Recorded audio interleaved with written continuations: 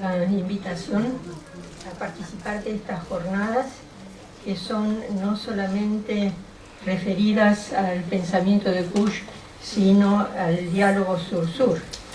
Y comenzaría por decir que no por casualidad estas séptimas jornadas en torno al pensamiento de Rodolfo, que viene organizando con meritoria periodicidad esta Universidad Nacional de 3 de Febrero, valorando y destacando la importancia del mismo en sus diversos aspectos, hoy coinciden con la tercera conferencia de diálogo sur-sur dedicada a las epistemologías ancestrales y decoloniales.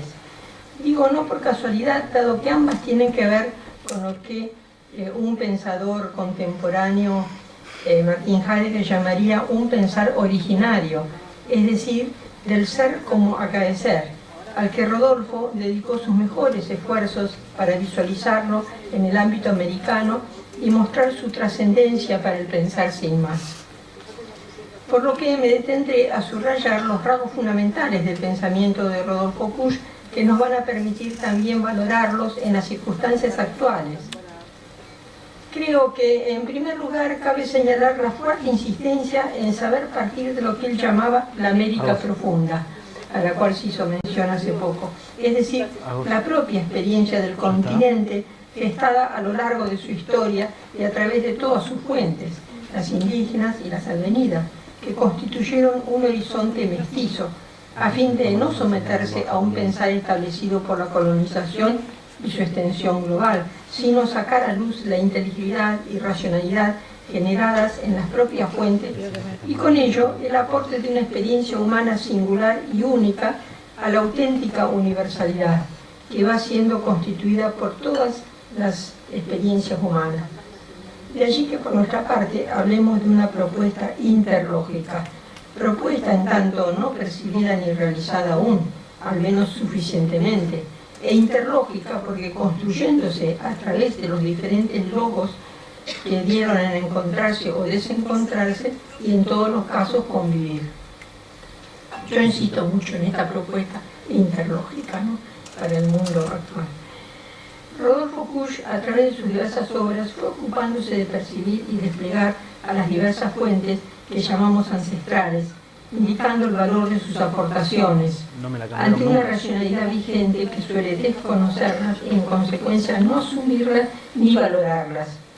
Tales fuentes son las comúnmente llamadas indígenas, en sus diversos ámbitos, en mucha menor medida también las correspondientes a la presencia negra, sobre todo a partir de la esclavitud, las que podemos llamar mestizas o también criollas, en tanto producto del cruce de lo autóctono y lo advenido, con mayor o menor libertad y excelencia, y las establecidas por la difusión de la racionalidad vigente filosófico-científico-técnica.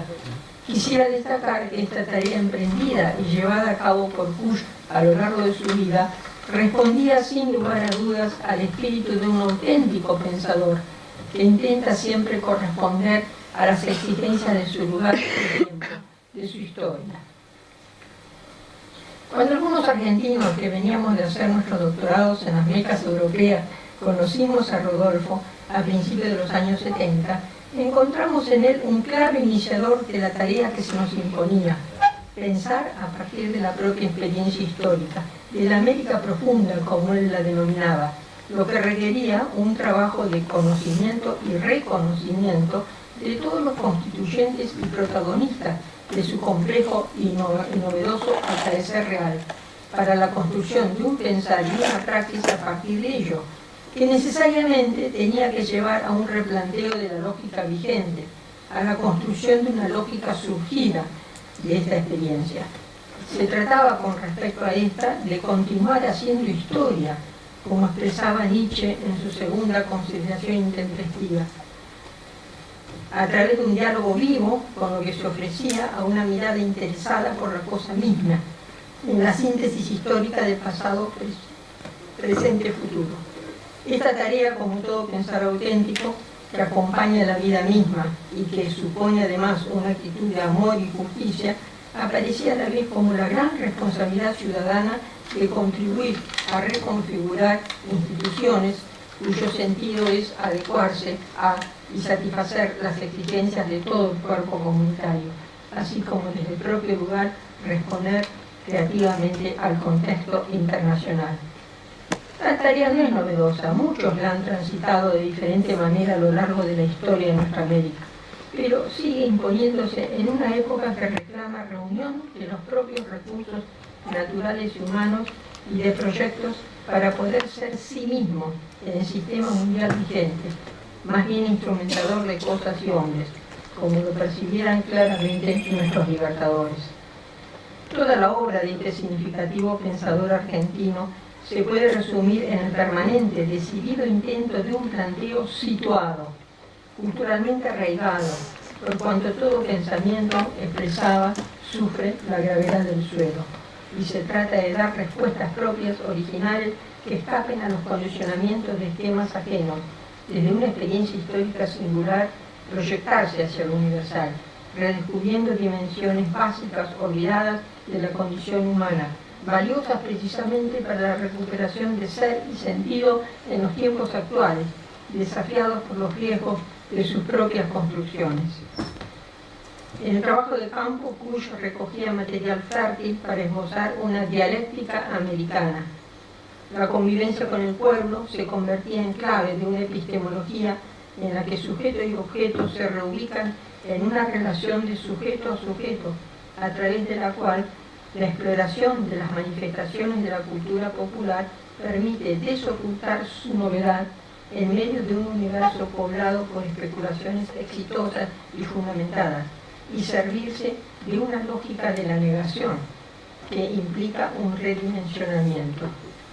Se configura entonces un discurso pensante que parte de un estar aquí, de la experiencia radical del mero estar nomás, frente a la clásica oposición filosófica de ser y nada, como categoría central de un pensamiento que la bucea en los diferentes universos de la América profunda, sea en la soledad de la quebrada como en los rincones de la gran ciudad.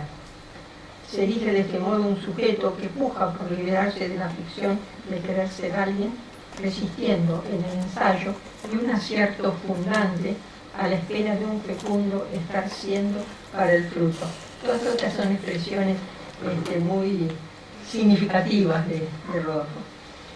En la dialéctica entre la posibilidad del mero estar opuesta a la noción filosófica vigente del ser, se ubica para Kusch la encrucijada de la cultura mestiza, en la que orden y caos se complementan en constante tensión, confianza y temor, resistencia en lo propio y fagocitación de lo ajeno, práctica de la inclusión frente a la exclusión de la racionalidad imperante, una sabiduría alejada de los mercaderes de cualquier signo. Explorando la estructura del pensamiento popular y la forma de sus juicios, Kusch muestra la falacia de una división entre el menosprecio de la opinión, que daría cuenta solo de lo aparente, ante el prestigio del conocimiento, que se referiría a lo esencial, mientras la doxa popular ofrece una plurivocidad que excede a la artificiosa reducción a la univocidad. Como ustedes ven, hay en este intento de pensar a partir de la propia experiencia una crítica muy fina de la racionalidad vigente, sin que ello signifique desvalorizarla o ignorarla. El uso ambiguo del término pueblo, por una parte una connotación sociológica y a veces económica, por otra un símbolo de lo que se participa desde lo más profundo, hace a la gran ambigüedad que mantenemos ante nuestra verdad, al requerimiento de una verdad que nos cuesta asumir. El habla popular dice la palabra común, pero esconde detrás la gran palabra que completa al sujeto viviente, porque su sentido se refiere a lo viviente en su totalidad, encierra el porqué indefinido del vivir mismo. De allí el silencio de lo inexpresable que se prolonga en el gesto o en la ceremonia del rito o se reitera en la costumbre.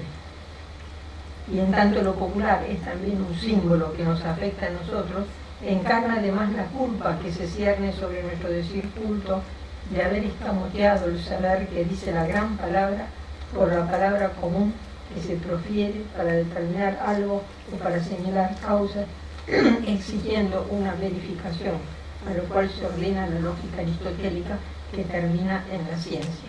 toda una filosofía del lenguaje, ¿no?, muy sabia, expresaba Rodolfo, de que un silencio vacío ronda nuestro saber, lo prueba el hecho de que en el mundo moderno, no obstante el conocimiento acumulado, no sabemos cómo alimentar al hombre, ni cómo gobernarlo, ni menos qué es el hombre. Lo señala el exceso de teoría, la abundancia de soluciones y la violencia desatada. Todo esto es el símbolo de la silenciosa mudez de nuestro saber culto, que ha perdido contacto con su contenido. Es que nuestro silencio no es el del pueblo. Detrás del silencio popular y de su decir cualquier cosa, hay una verdad que rige su combinatoria y que nosotros perdimos. De ahí la necesidad de retornar a la base y la importancia de América. Lo popular en América es como la sombra de sentido que se cierne sobre el quehacer afanoso del siglo XX. En el crecimiento de lo popular está la sorpresa de saber alguna vez qué hay que hacer. Es un saber potencial que surge de un silencio lleno. Esbozo de una antropología filosófica americana. Nos lleva a un futuro imprevisto que se debe solo a la potencia del crecimiento. De allí que Kusch proponga, por ejemplo, además de un pensar seminal, que no requiere causas, sino que se alimenta de una visión orgánica, solo un esbozo de antropología, a partir del silencio lleno del discurso popular, al margen de la preocupación de definir al hombre, tomando en cuenta la penosa operación con que el pueblo define su humanidad. El problema de América es entonces el de recuperar toda la potencialidad del pensar y saber apostar al futuro. En el pensar se trata de un diálogo, que es todo un problema de interculturalidad, dado que entre los interlocutores hay una diferencia de cultivo, no en el sentido de grado de despliegue, sino de estilo, de modo de ser encarnado en cada uno. Diferencia de perspectiva y de código, no solo acervo, sino actitud. Porque detrás de una cultura se da la cuestión de lograr un domicilio existencial, una zona de habitualidad en la que cada uno se sienta seguro, conceda sentido a lo que nos rodea, lo que constituye una unidad geocultural, en la que la ecología de un ámbito, así como su hábitat, son recubiertos siempre por el pensamiento del grupo, que adquiere gran importancia para comprender todo lo que se refiere al mismo. De allí las resistencias que ofrece a toda interferencia del mundo exterior y el que sea imprescindible para el acceso, la consideración de tal pensamiento. Núcleo seminal que proporciona los contextos simbólicos con que se visten la realidad y el quehacer cotidiano, entrecruzado por una parte por las decisiones prácticas del grupo ante el medio geográfico y por otra por el saber tradicional acumulado en las generaciones anteriores. Ello lleva a cuestionar la posibilidad de un pensamiento normativo. Todo pensamiento sufre la gravedad de un suelo. Es una determinación propuesta cultural y se trata de descubrir en su gravidez un cuadro real del mismo que abarque todas las variantes de su modo de ser universal. En América, expresa Kusch desde su experiencia, está en juego la relación interhumana vista por dentro, al margen del mundo de las cosas determinables, en vez de la digitación de soluciones sociales que apuntan a una comunidad externa que siempre tiende a tener los caracteres de lo contractual. Se da una comunidad interna que se ubica al margen de la conciencia como una a priori que parte de la inconsciencia social y que hace realmente a la coherencia del grupo. La búsqueda de esto es fundamental en un análisis antropológico, filosófico, y es lo que debería flotar en todo trabajo del campo. Se trata de nuestra participación en la idea de hombre. En el fondo supone la búsqueda de un nuevo modo de pensamiento o de lógica, quizás una lógica de negación, que implica un redimensionamiento ante las afirmaciones vigentes. El modo peculiar de cultivo para hacer frente al contorno o cultura, su molde simbólico para la instalación de una vida, constituye el así llamado suelo, que incide por su ausencia en la filosofía. Tanto en su ausencia perceptible como en su presencia impensable, no hacia lo empírico, sino a la función de moldear, deformar y en el fondo corrompe la intuición de lo absoluto. De allí la importancia de un punto de vista geocultural entre nosotros, que supone lo fundante por una parte y lo deformante y corrupto por otra, con respecto a cualquier pretensión de universalidad, pero también la posibilidad de una universalidad paradójicamente propia, fricción entre el así llamado espíritu y el suelo que le sirve de sostén, en su doble faz como deformación, pero también como fundamentación. La idea de fundamento en la filosofía, afirma Kusch, es en realidad un derivado del concepto del suelo, en el sentido de no caer más, de estar de pie, dispuesto ante la circunstancia a fin de poder instalar la existencia. Ello conduce a un pensamiento pegado al suelo, por donde se advierte el hilo de lo esencial, entreverado con las circunstancias del estar mismo. Entonces, lo que hace a la esencia no pasa de ser un episodio menor dentro del pensar en general. Quizás lo propio de nuestra filosofía sea advertir en qué medida se deforma a causa de la gravidez local, y es esta la que se torna esencial. De este modo, Kusch no duda en afirmar que la misma imperfección del filosofar hace a la filosofía americana, en tanto nuestra verdad siempre deforma lo que se pretende instituir formalmente. Mas se trata entonces no de modificar la filosofía, sino de redimensionar lo que es esencial y que sirve de posible eje al hecho de vivir dentro de una racionalidad propia, de encarar el pensamiento popular como si se aprendiera a ver de nuevo ingenuamente una realidad. El pueblo no vive su cultura como un simple entretenimiento, sino como una forma de concretar en una fecha determinada o en un ritual cualquiera el sentido en el que descansa intuitivamente su vida. Y es lo que hace que pueda tener algo así como filosofía. Se habla a partir de la tiniebla para ganar la conciencia, pero sabiendo que ésta no puede agotar toda la verdad. Siempre queda en la tiniebla la posibilidad de una verdad mayor. De allí que haya que examinar las relaciones entre mito y racionalidad. El mito cumple la función de no solo de delimitar un campo para el relato, sino además de retraducir en otro más verdadero lo que, por ejemplo, una información quiere decir, no habiendo querido decir el mito, sino atestiguar con él la vigencia de un orden más profundo, más verdadero, que totaliza su pensamiento real. Por ejemplo, en el tema de la luz, no se trata de relatar su advenimiento, sino de hacer ver cómo la oscuridad es tan importante como la luz, y sacralizar el hecho de que la haya, no en el sentido de que lo sagrado se reduzca a que haya luz, sino de que haya también tinieblas, en la conjunción de ambos. Así, lo sagrado es la verdad, pero una verdad abisal, insondable, a la vez evidente y oscura, que acentúa el margen del olvidar, del errar, del vivir cotidiano, ya que representa la instancia del otro, que irrumpe desde el área de lo sagrado, pese a los límites intelectuales puestos por el mito. De este modo, el mito es la parábola que surge recién cuando la gran palabra consolida la inminencia de lo impensable, que hace al sentido de lo sagrado. Si racionalidad supone una forma de instrumentar la verdad o de acceder a ella, la racionalidad popular parte de la verdad para ver recién cómo se instrumenta. Se observan grados de conciencia mítica según aparezca el factor racionalidad. Uno primero vivencial, original, donde se genera el sentido mismo, aunque no explícito, de modo gestual mucho antes de la palabra. Un segundo nivel donde lo mítico retraduce un hecho cotidiano a un horizonte mítico, en tanto no deja de participar de él, por lo que lo que llamamos objetividad no sería más que el revés del mito. Por fin, este condiciona la verdad para una situación objetiva. Es relatado y podría ser motivado por un hecho moral.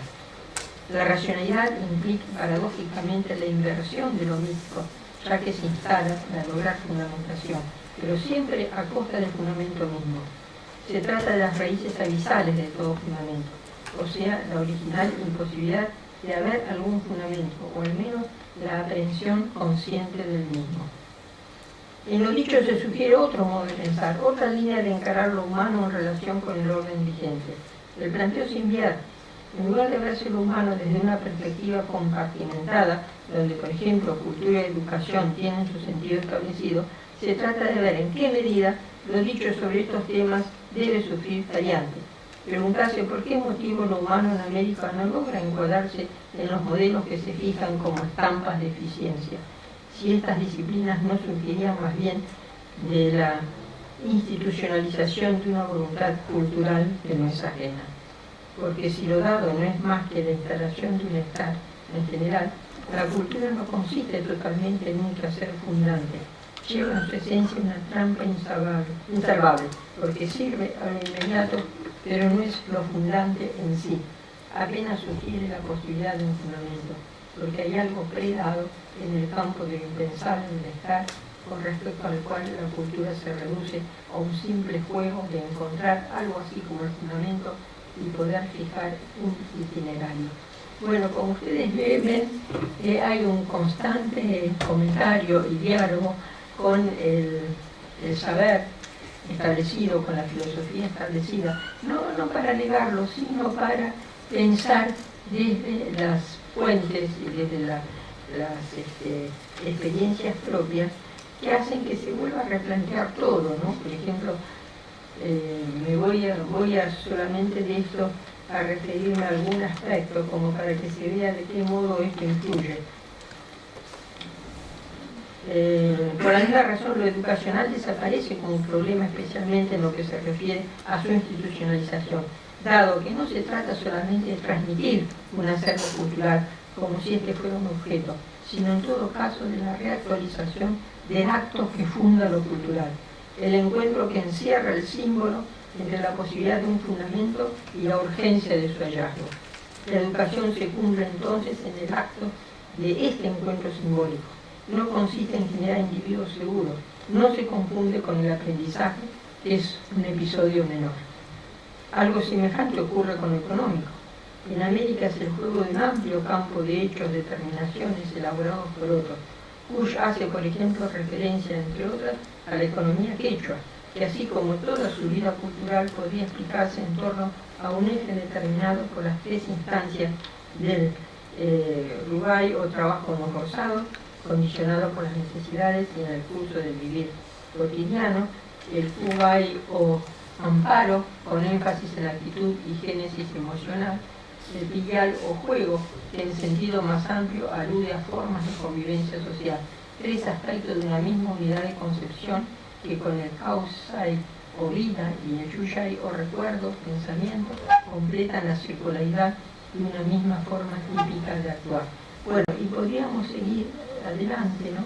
También con lo político, es decir, cada uno de los aspectos es replanteado por este intento de pensar a partir de la propia experiencia y a partir de ámbitos muy básicos. No sé, tal vez lo que para no abusar del tiempo,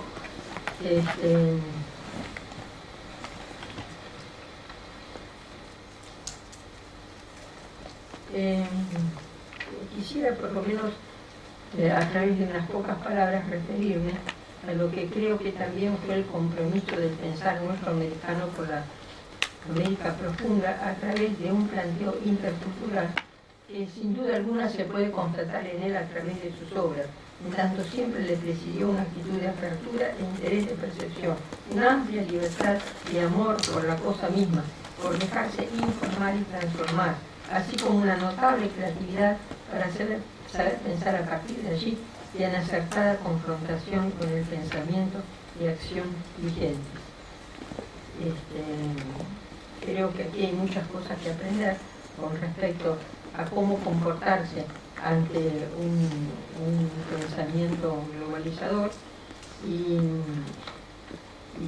creo que una de las cosas que a mí me resultaba muy significativa era que él decía esto, más allá de los estudios comparativos que son siempre monoculturales, se trata de una hermenéutica, es decir, el arte de la comprensión diatópica, es decir, que pasa por diferentes lugares, como proponía también otro pensador significativo para nosotros, Raymond Panica, desde la India, que pase por los diferentes contextos o topos culturales, aprendiendo de ellos y generando de este modo como decía Raymond, una filosofía imperativa que registra equivalentes homeomórficos, en tanto no puede proceder a traducciones literales de nociones, sino reconocer funciones equivalentes en una y en otra cultura.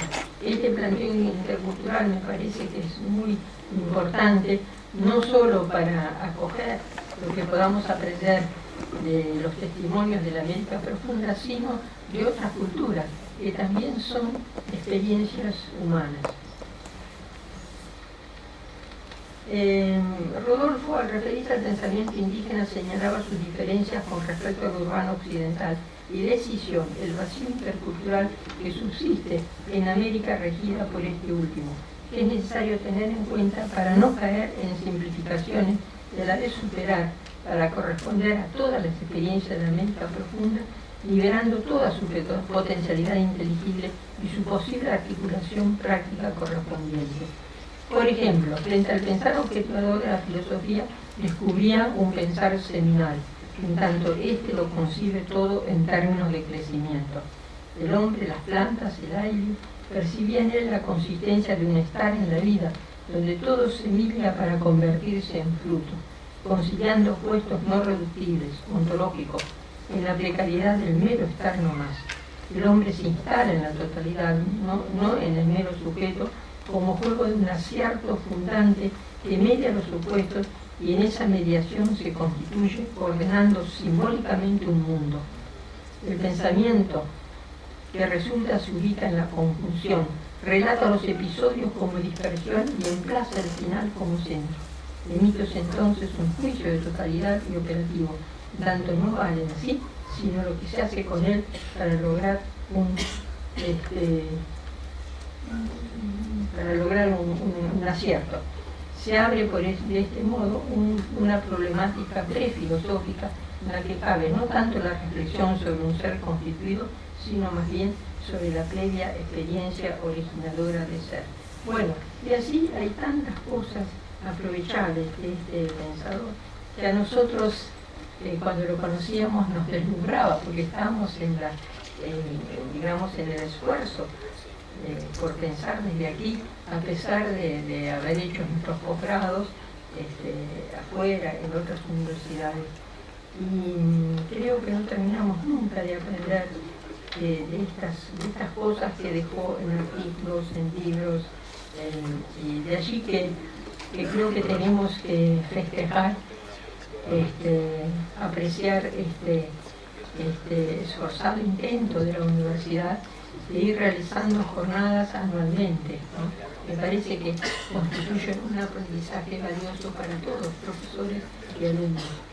Y sobre todo en nuestra época, en que vivimos en el mundo así llamado global, problemas muy serios, ¿no? En tanto pareciera que todo es instrumentado, no solamente las cosas, sino los hombres. Bueno, muchas gracias.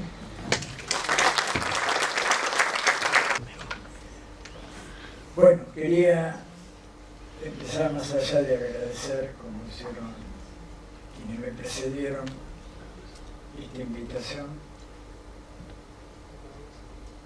a lo que siento mi casa también. No solo porque efectivamente trabajo también en esta universidad, en cursos de posgrado, maestría, doctorado, etc., sino que la siento muy fuertemente por todo este gigantesco esfuerzo de difundir, presentar, pensar y discutir el pensamiento de Rodolfo Kusch.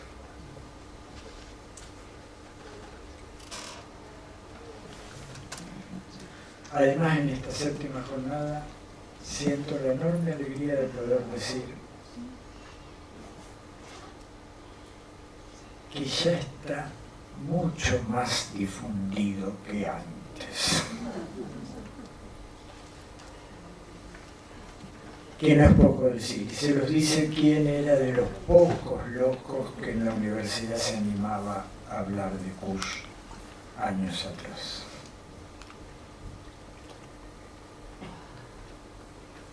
Hay hechos que se dieron este último tiempo muy importantes en este país y que también tienen que ver con el diálogo sur-sur.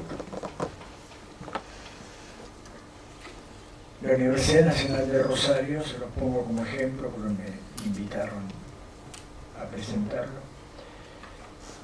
inauguró una cátedra libre que se llama Centro de Estudios Sociales del Sur. La Universidad Nacional del Oeste tiene un programa que se llama Filosofías del Sur.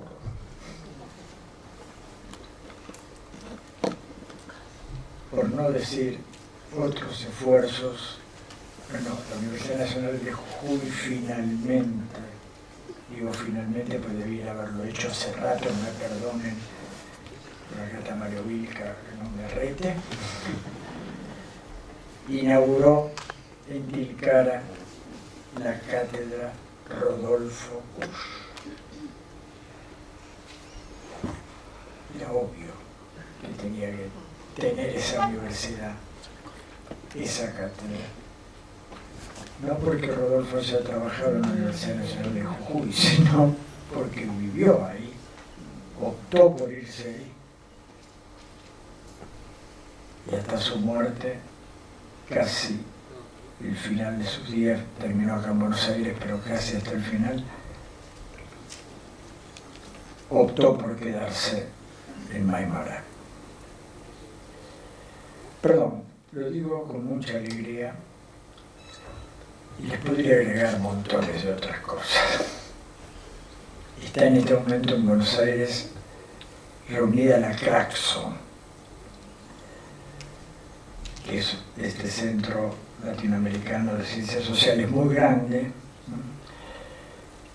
Yo estuve, y ahí vine para acá, estuve en un panel con otros dos, con una colega y un colega, y me di el gusto de hablar de Kusch. Porque ciencias sociales de América, hay que hablar de Kusch. Bueno, se podrían repetir las anécdotas, pero no es el caso. Sí decir la enorme alegría de que ya andemos por la 7ª jornada, lo cual quiere decir que estamos resistiendo e insistiendo, casi obsesivamente, y ojalá sigámoslo haciendo. Y yo he escrito bastante sobre Rodolfo Kusch, a tal punto que me comprometí en el 2019, finalmente para mí, más allá de los artículos y conferencias y demás, escribir un libro sobre Rodolfo Kusch. Yo tengo ya unos cuantos libros escritos, pero me da miedo escribir sobre Kusch. Pero sé que lo voy a hacer. Y rescaté uno de mis primeros escritos, que es el que quería compartirlo con ustedes. Tan primero que si ven las hojas están escritas a máquina, no con las computadoras ni nada de esto. Por suerte encontré que hay un programa que puede trasladar lo escrito a máquina.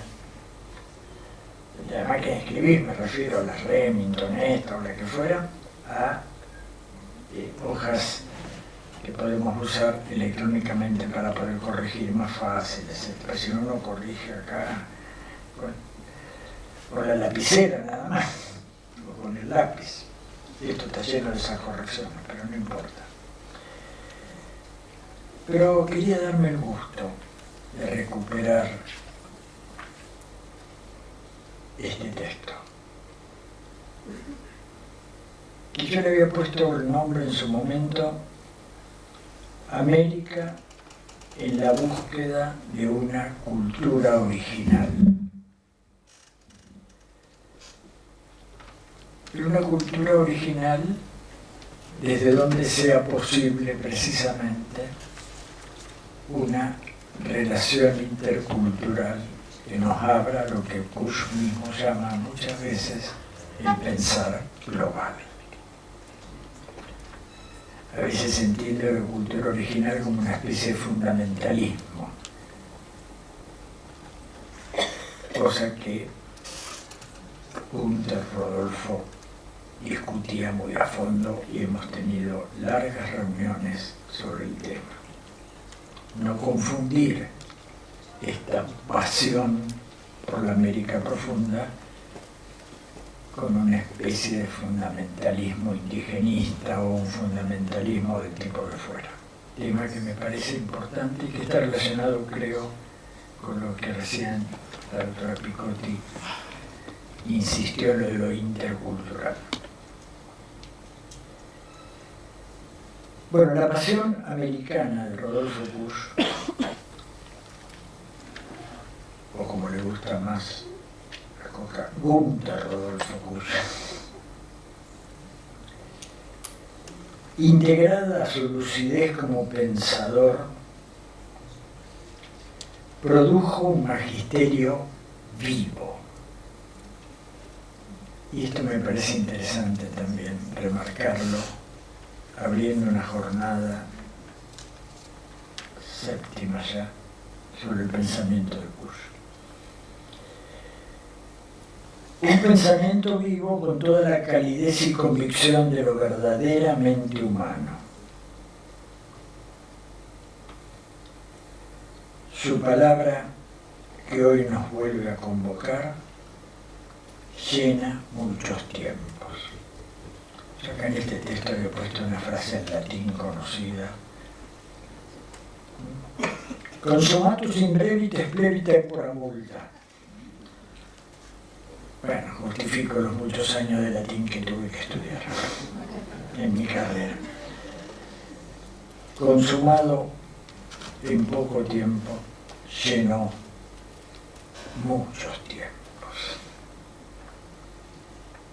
Que también tiene que ver con el recuerdo de que se nos fue joven Günther Rodolfo. Los viejitos podemos decirlo así, tranquilos. Pero bueno, no es eso el problema, sino que llenó muchos tiempos y los sigue llenando. Su palabra nos vuelve a convocar.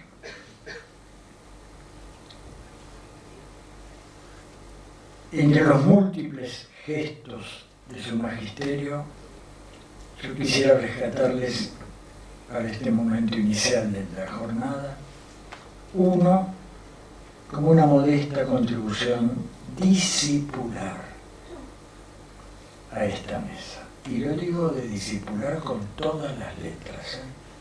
Yo tuve el orgullo, la suerte de haber compartido muchos diálogos con Kusch, muchas conversaciones, incluso muchas discusiones. Y eso creo que lo valoro como un alimento importantísimo en mi vida.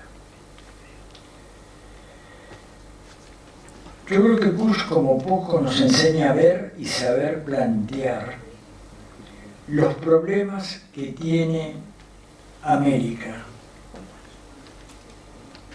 nuestra América.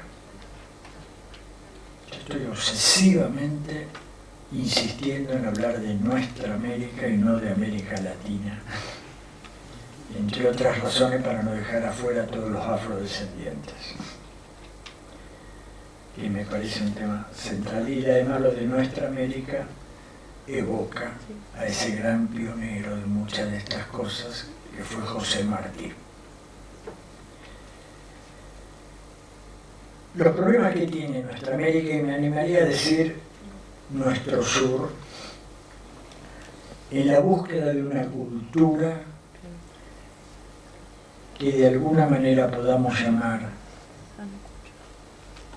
sí, propia, original, pero justamente abierta a todas las otras culturas. y no pretendiendo imponerla, como pasó con el colonialismo entre nosotros.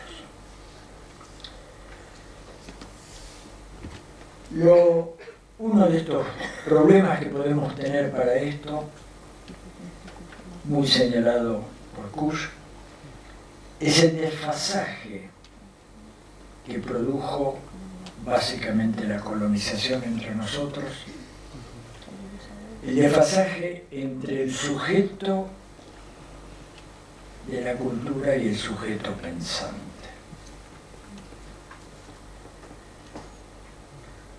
Esto significa fundamentalmente dos cosas, y voy a citar textos de Geocultura del Hombre Americano. No obstante, cito, ser nosotros los sujetos pensantes, la presión del otro hace que no podamos asumir el sujeto cultural.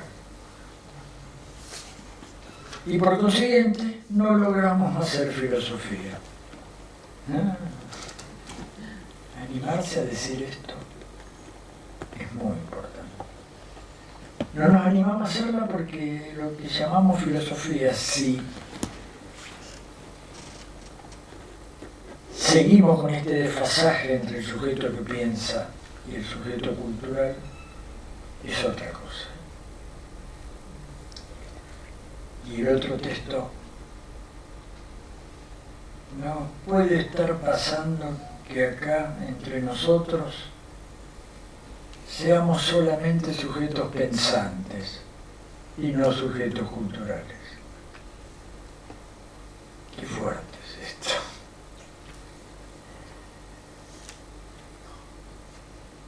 En realidad, todo esto significa también que el sujeto de la cultura, a quien Kusch sin ninguna hesitación llama pueblo,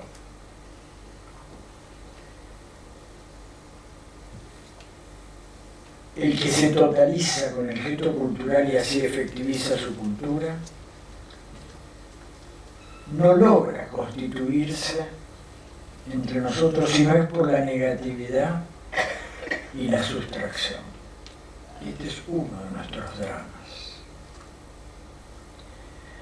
Sin poder desplegarse plenamente en una subjetividad pensante, capaz de darse su objetividad, su institucionalidad, su expresión artística, su representación religiosa, su discurso filosófico, que no sea solo a mí, lo digo entre comillas, pero no es muy español, muy elegante, pero todos nos entendemos, para mí, ¿no? Sino que sea para todos, que implique una alternativa civilizatoria real para los hombres, y no solo la resistencia de lo humano en América. Porque creo que por ahí viene el tema de lo que está queriendo decirnos Kusch. La resistencia es clave, pero no alcanza. Tenemos que animarnos desde la resistencia a ir generando justamente todas las facetas de nuestra cultura, abierta ciertamente al diálogo con otras culturas.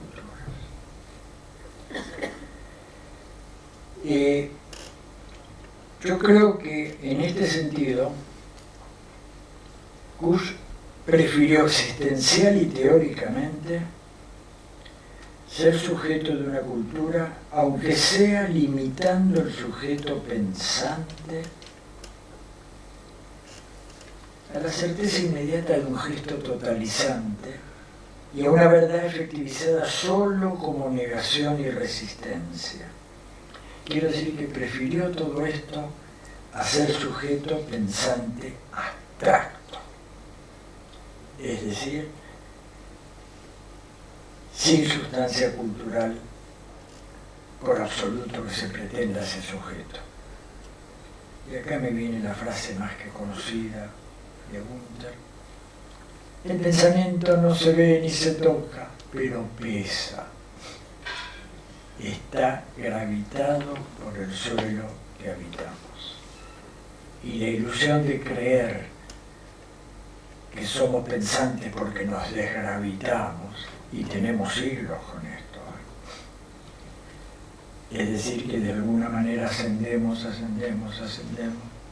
como en los diálogos platónicos, hasta el mundo de las ideas. Ahí recién quédate tranquilo.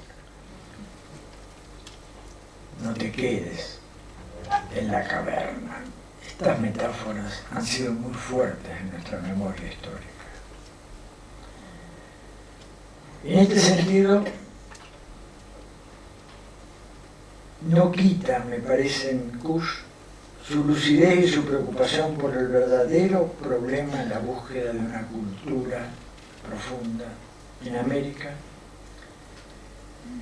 porque no basta el gesto ni el discurso negativo de resistencia, aunque esto sea a veces el único camino posible. Y al menos en nuestro medio, en los días que corren, casi que uno siente que es el único camino posible. Resistir.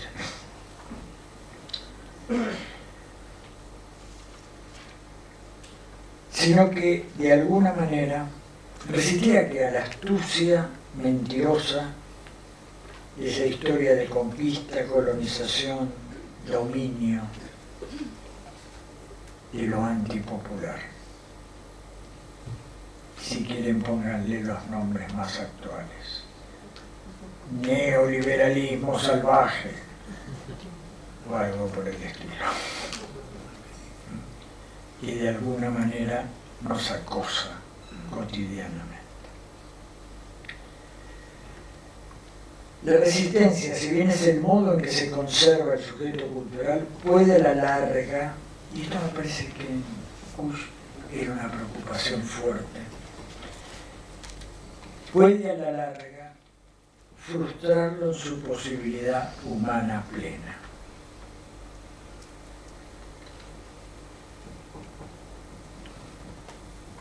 Justamente en este contexto, y como índice de que tenía lucidez sobre este problema Kusch, a mí me parece interesante, creo que lo mencionó también recién Dina, a su reflexión sobre el vacío intercultural o tierra de nadie, que por lo mismo es tierra de todos. Esa tierra de nadie es el Estado.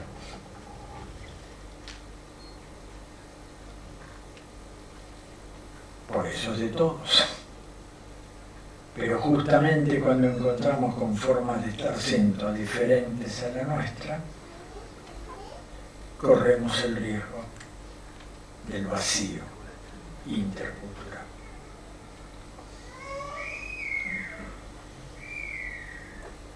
Ocurre entonces que una cultura como la occidental, esto también es una cita de él, que dicho sea de paso, estamos tan acostumbrados a hablar de esto, y lo que llamamos cultura occidental está al oriente. Que yo sepa, el Atlántico está al este. Esto en la nueva cartografía, que sobre el final del gobierno anterior se aceptó en este país el nuevo planisferio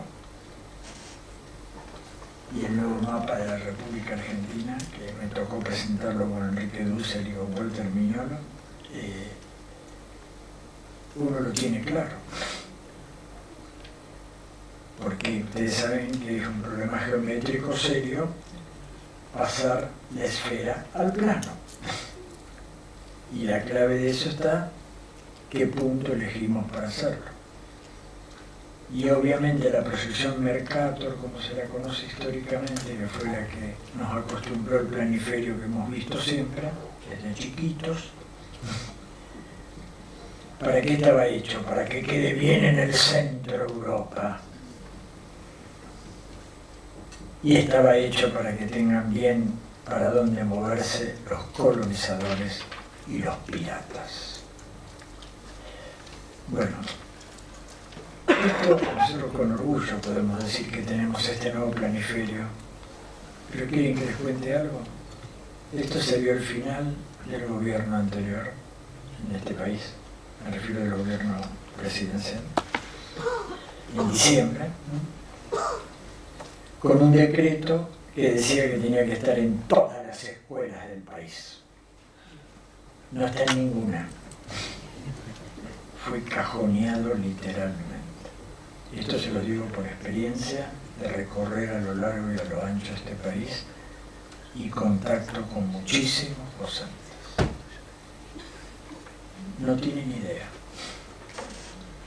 Se cajoneó. Lo traje a colación por esto de hablar de cultura occidental, igual que lo del sur y del norte. Yo creo que está bien que insistamos en el diálogo sur-sur, pero también que nos demos el gusto de mirar el planiferio, porque es redonda la Tierra, por lo menos eso creemos. Y entonces no tomemos el norte como un lugar dominante hacia arriba, sino que de alguna manera eso es relativo a dónde nos situamos. Es fuerte todo esto. Estamos tan acostumbrados a ver las cosas de otra manera que nos cuesta entender todo esto. Y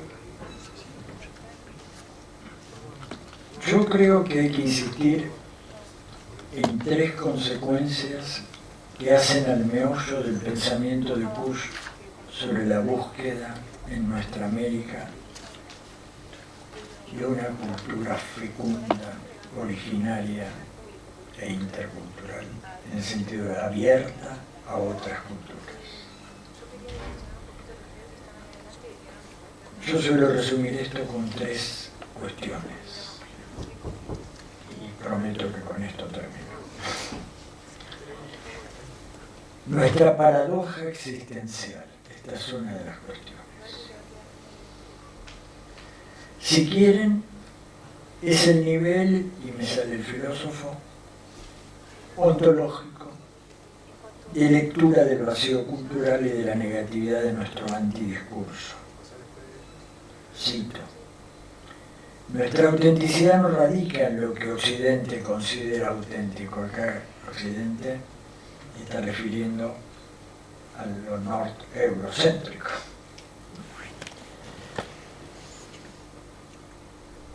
Sino en desenvolver la estructura inversa a dicha autenticidad. En la forma del estar siendo como única posibilidad.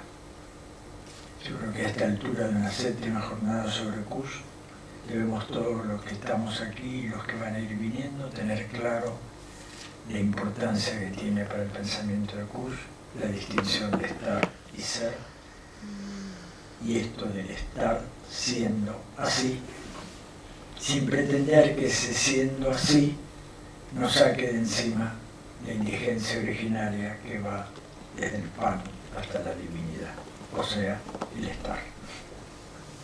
Que es la clave, porque la tierra de nadie es la tierra de todos.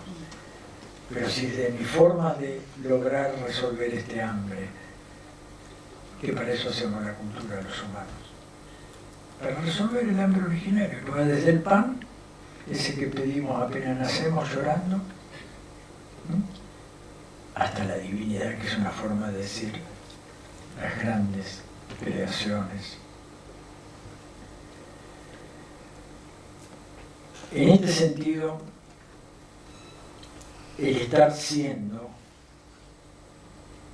así y no el mero estar. Lo que pasa es que si nos animamos a estar siendo así, nos vamos a encontrar con otros estar siendo así. Y ahí va a venir este problema, esta tensión. En cambio, si privilegiamos el ser desgravitado del estar, es muy sencillo, todos tienen que seguir ese modelo. Este es un desafío interesantísimo, que permite que podamos hablar, como decía ese gran pensador nicaragüense Nick Hanna, el problema no es la globalización, sino este modelo de globalización excluyente, lo cual es cierto. En este sentido, yo creo que acá hay, incluso me animo a decirlo delante de una experta, porque hizo su tesis sobre eso y conoce muy bien, y hemos dialogado bastante también, de Heidegger, es esa especie de enojo de Kusch con Heidegger, más allá de las cosas que conversábamos y tomábamos de Heidegger, que es la confusión de lo pre-ontológico, que sería realmente el estar, el mero estar, y leerlo como proto-ontológico. O sea, el hombre es el único ser que en su ser se pregunta por ser, dice Heidegger. Es una forma fuerte de decirlo, pero sumamente interesante. Esta estructura paradójica esencial es la que nos hace, yo diría más bien, híbridos que mestizos.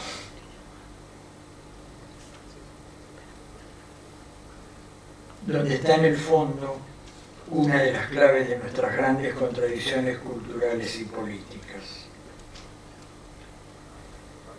En el mero estar tenemos certeza de ser sujetos culturales, pero resulta que solo en el estar siendo logramos una expresión o una verdad, y nuestra hibridez,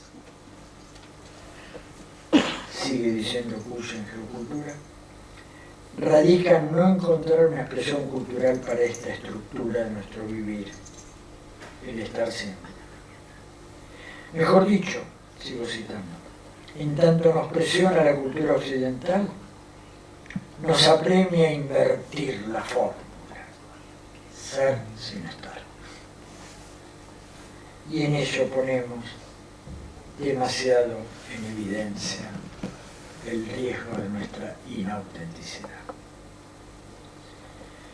Yo me animaría a prolongar el pensamiento de Kusch al señalar que en tanto nos presiona, al revés, la cultura popular, corremos el riesgo no de invertir la fórmula, pero quizás sí de mutilarla o desintegrarla, contentándonos con el mero pa' mí.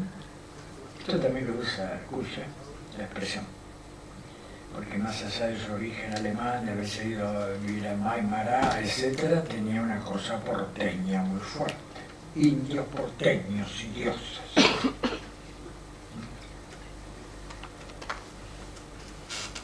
El mero para mí, el vivir puro, el no más que vivir. A esto llamo yo nuestra paradoja existencial, que impide y anula toda interpretación meramente estetizante del estar. Pues este es uno de nuestros problemas, la paradoja existencial. Entre el para mí, el vivir, el mero vivir, pero por otro lado, el tener que mostrar la cara para que nos reconozcan parte del modelo. Hay una segunda cuestión que es nuestra hibridez lógica. Aparte de nuestra tensión existencial, tenemos una hibridez lógica. Porque se trata de pensar al cabo de la antropología de la finitud, cito, en la indigencia original del sujeto. O como se animó a decir, en su fundamental y originaria deconstitución.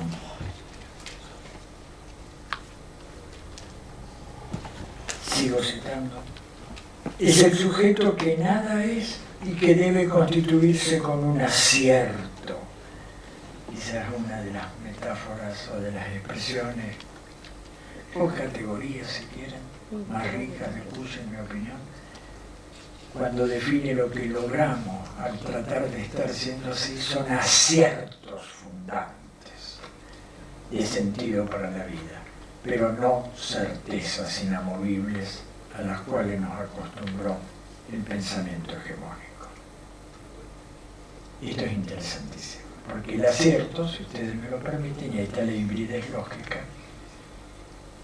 tiene que ver con una lógica lúdica. ¿Cuándo decimos acerté? Cuando jugamos. No es una lógica axiomática de deducción. Este es un tema central en el pensamiento de Kusch. En este sentido, buscamos aciertos fundantes de sentido para la vida.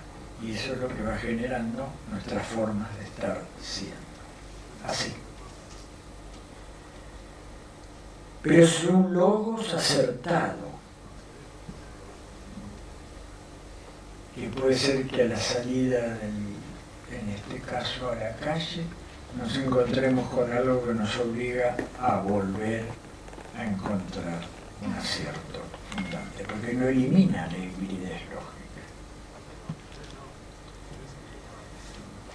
O sea que esta hibridez profunda de símbolo, mito, logos, y de sujeto de constituido onara y sujeto constituido, o sea, o puro estar, o estar siendo, afecta profundamente el pensar y por consiguiente la verdad. El símbolo en Kusch es simplemente una mano que nos tiende lo absoluto para que ensayemos lúdicamente un logos, un nombre, un acierto fundando una posibilidad de ser una constitución, pero siempre precaria, de un sujeto. Pretender con el logo, romper con el símbolo, es lo mismo que querer ser sujetos pensantes sin ser sujetos de una cultura.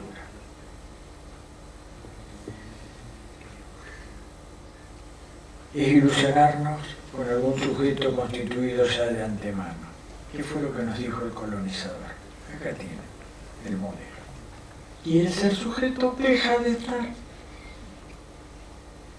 Deja de buscar aciertos. Acá tienes la certeza. Palabrita que nos fascinó desde Parménides hasta acá. Son muchos siglos. Que le fuimos cambiando donde estaba, pero el amiguito Renato le pasó lo mismo, dudó de todo hasta que se quedó tranquilo porque encontró el fundamento inconmovible, la certeza de la cual nadie lo iba a sacar. Lo entró a sacar la acción, cuando tuvo que pensar la moral. Bueno, dejo el ejemplo. En este sentido, pretender con el logo romper el símbolo es querer ser sujetos pensantes sin ser sujetos de una cultura. Pero a su vez, pretender un símbolo que no sea un logos acertado o un ensayo balbuceante del logo es quedar presa de algo así como un otro estructural, escamoteando la exigencia existencial de autenticidad, de mismidad, de institución de sujeto. Yo creo que no cabe ninguna interpretación esotérica ni cabalística o tradicionalista en el sentido que utilizó Guénon, por ejemplo, de lo que Kusch entiende por símbolo. No se trata, dice Kusch, cito, de un camino paralelo a la ciencia, sino más bien de un camino complementario que traspasa el basamento del sujeto por el lado de lo así llamado irracionalidad. La diferencia entre vivir en el patio de los objetos, ¿se acuerdan de esa metáfora que también pone Kusch? Parece que ahí estamos tranquilos. Pero resulta que en ese patio de los objetos hay una trastienda ahí en el fondo, que no nos animamos a abrirla ni por casualidad, porque esa trastienda es la América profunda. Y el desafío es justamente entender, comilla, los objetos que están en el patio, pero justamente como aciertos fundantes, abriendo. Claro, tenemos miedo de abrirla porque nos pueden salir demonios, sapos, culebras, cualquier cosa. Hay frases muy lindas por ahí de Kush. Y el miedo tiene que ver mucho con eso. ¿Qué nos puede aparecer si corro la cortina? Mejor la dejo bien cerradita y sigo en el patio de los objetos. Y terminaría con la tercera cuestión, o sea, la paradoja existencial, la hibridez lógica y lo que yo llamaría nuestra ambigüedad política.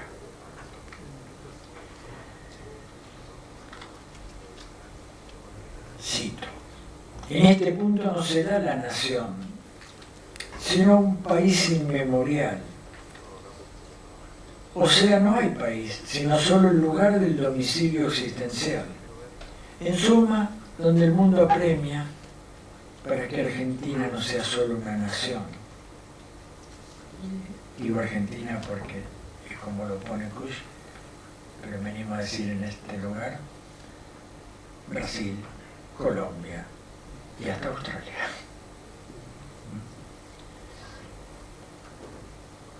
Que no sea solo una nación, sino el hogar. Es el ámbito del nosotros o del humano puro,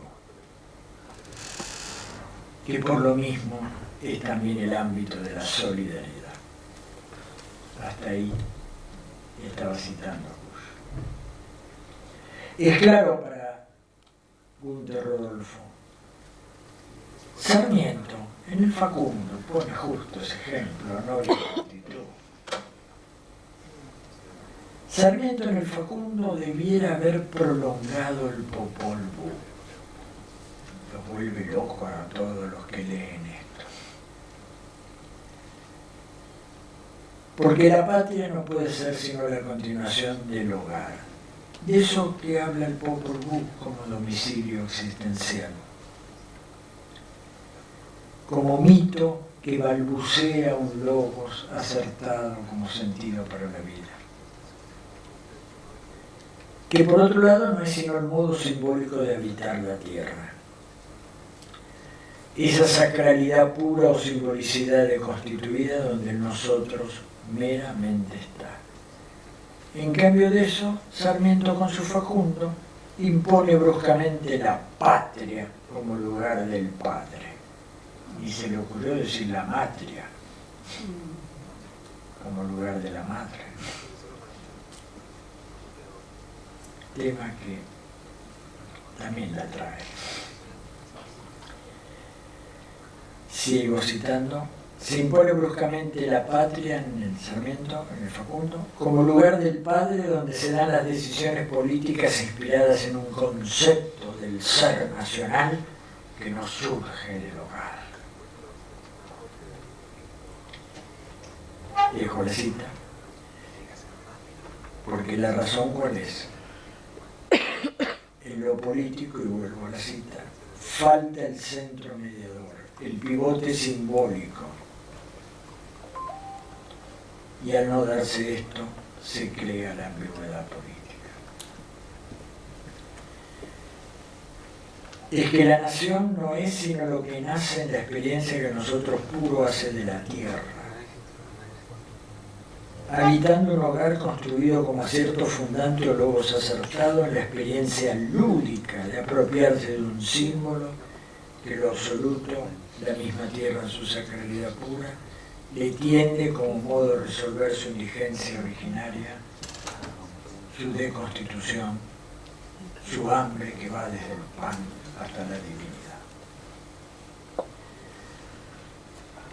En este sentido, La nación es el resultado de la decisión cultural que efectiviza un nosotros como arraigo a la tierra, construcción de una casa, instalación en la patria y en la matria,